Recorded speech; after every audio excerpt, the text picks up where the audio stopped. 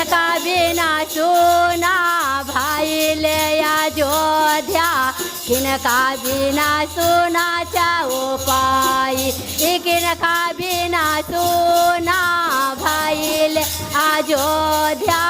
किनका बिना सुना चाओ किनका बिना सुना भाई ले रसोईया किनका बिना सुना अरे के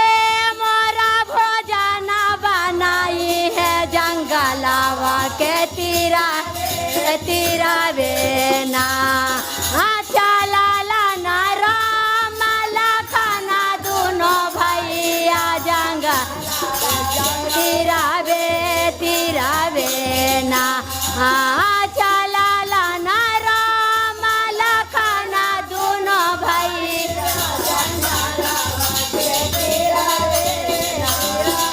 अरे रामा बिना सोना भाई ले अयोध्या लछुबना बिना चाऊ पाई रामा बिना सोना भाई अयोध्या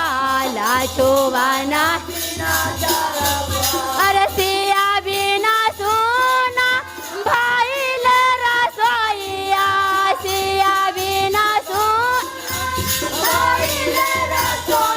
अरे वही मोरा भोजन बनाई है जंगलावा के तीरा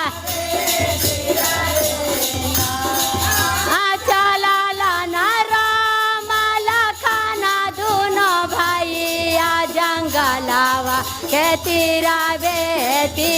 बेना चला ना राम लखना दोनों भैया जंगल के तीरा बेना। प्रेम से श्री रामचंद्र की जय।